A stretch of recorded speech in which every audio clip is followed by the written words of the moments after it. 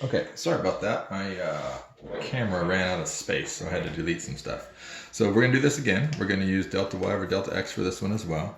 So we have delta y over, and then delta x, just like we did before. And I do my delta y so that they're on top. So one thing I like when I do that is if I do the top number, or the delta y on the top, that remains on the top or in the numerator. So to get from 4 to -1, so my students may not be able to do that. I may have some students who struggle with integers. So the nice thing about this is I have a method to help them try and figure out how to do it. So what I tell them to do is, how do I get from 4 to 0? So from 4 to 0 would be -4, and then from 0 to -1 would be -1 more for a total of -5. So I'm going to subtract 5 to get from 4 down to -1.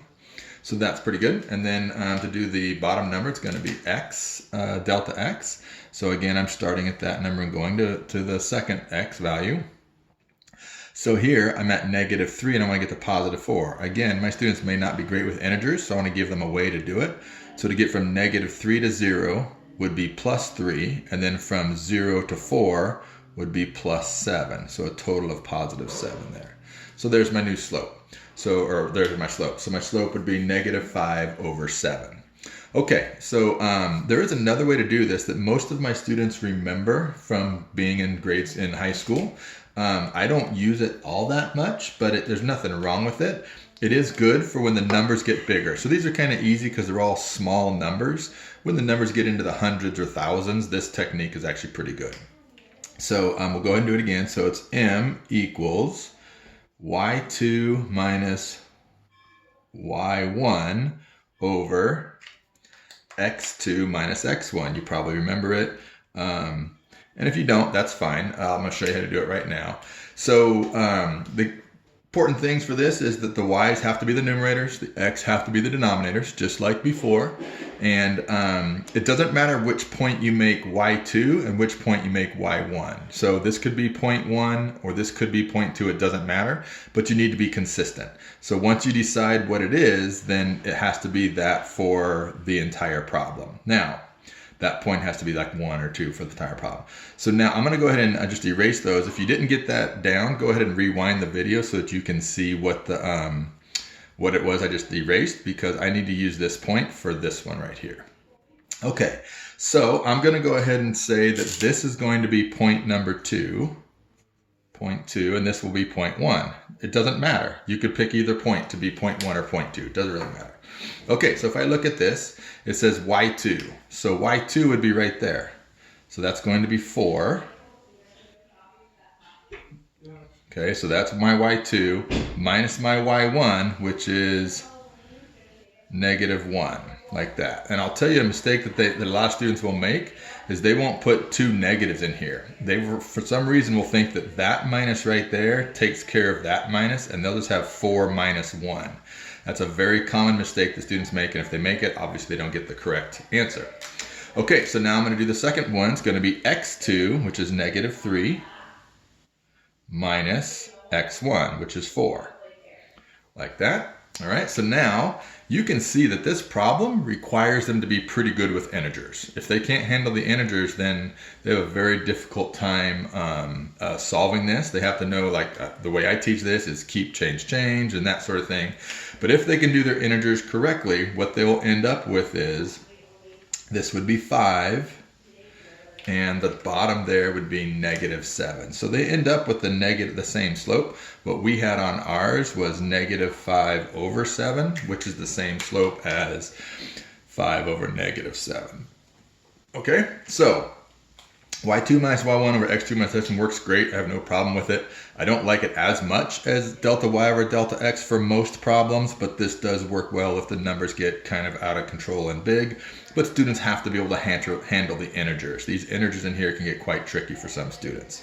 Okay, down below here I have a couple of practice problems for you to do, but I'm going to skip ahead real quick, and then I'll put those practice problems for you, because there's one more that didn't fit on that side of the whiteboard.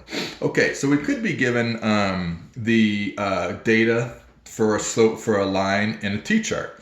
And if we look at this t-chart, some things that we might want to be thinking about is it a function or not? Is it discrete or continuous? What is the domain and the range? All of that stuff we can figure out just by looking at this t-chart. So since we don't have any repeated inputs, the x values never repeat, since there's no proof that it's not a function, that means it is a function. So this definitely would be a function. As far as discrete or continuous, when I look at this, even if the dots happen to line up into a straight line, I don't know that I can connect those lines. This is just a set of data, so this would have to be a discrete graph, not a continuous graph. And then lastly, these numbers here would be my domain, and these numbers over here would be my range. So just looking at that, kind of reviewing what we were doing before, we can do all of those other concepts. Okay, so now to find the slope of this, to find the slope, what I'm going to do is I'm going to look and see if this data has a pattern. If the data has a pattern, then the line has a slope. If the data doesn't have a pattern, then the line does not have a slope. So I'm going to check all the data, and what I see here is that from here to here, I am minusing 4, minusing 4, minusing 4, and minusing 4. So that's good. That part makes a very nice pattern, but then I need to check the x values as well. Over here, I'm adding 3, adding 3, adding 3, and adding 3. So that's great. Since my pattern was the same on this side and this side, that means my slope is going to be my y pattern, which is the -4, over my x pattern, because it's still chain delta y over delta x, +3. So that slope for this graph would be -4/3. Now, I'm going to point out real quick, let's just suppose this very last one down here, instead of equaling 6, equaled 5, or -5. So then my pattern would have been -4, -4, -4, -3. If that were the case, then there's no slope. So this pattern has to work all the way down the graph in order for this to have a slope. This does not have a slope because it doesn't make a straight line. It's going straight, straight, straight, straight, not straight, like that. So it's got a little curve in it, so it's not a straight line. Therefore, we cannot find the slope of that line. All right? Okay, now I'm going to put back the practice problems that I had for you guys. And you can pause it to copy them down if you'd like. And then I'm going to go on with the rest of the lesson. So let's see, I think those are on. All right, so there you go. So go ahead and pause it now and copy those down, because I'm going to take this board off in just a minute. And then I'll put the solutions to this up at the end of the video. That way you can see if you did it right. Okay, so the last part that we're going to do here, now that we've talked about slope quite a bit, I guess slope is by far the most difficult part of graphing, I would say. Like, students struggle the most with finding the slope. So you spend the majority of your time, talking about slope and figuring slope out. And then once you have slope, the rest of this goes relatively quickly. So here's an equation of a line. This equation of a line that I have written right here, this is for this one over here. This is what's called slope-intercept form. That's what this is called, slope-intercept. Because the way it's written, we have the slope written where we can see it, and the y-intercept.